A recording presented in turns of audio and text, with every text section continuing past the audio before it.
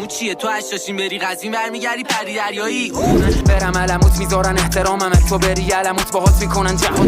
من و نیکو فقط داری پول در میاری، درست و غلطشو بذار مردم تصمیم بگیرن. از اسم نیکو که نه ولی یک کردن چرا طرف نیکو میگه این آدم ملیجک، اون وقت تو موزیکش فوش میده به مادر من. گفتم کار ندارم با مادرت، آخه مادرت با ارزش مثل مامانمه. میخوام سلامتی تموم سرطانی ها رو، ولی مادر جان ببخشید بچه چاقالمه. تو رپ که خوری بی خیال خیابون و دعوا، جرأتشو داری کالا فریز پارت میگرفتم بزنیم بازم تروریست وین میشه نه توی لیگ اسنیچا میکنی پادشاهی. بگی با پله اومدی تو کل پله‌های ترقی و بری بالا، تازه بعد بپری روش. میگی از پله ترقی بپرم روی چیزی که نداری، یک ست واسه همینطور کیر خودش. دانیال تزاد فکرشو نمی‌کردی نه؟ که میگفتی دانیال تزاد یه جوری میشد قربون صدات بود. آقا تو موزیکش فرمونده که آنتی سیستم اون وقت رکاشو میداده از رو آپارو. دانیال تزاد مشتم میکنم نفش قبرت، رسانه کارو داده و آپارات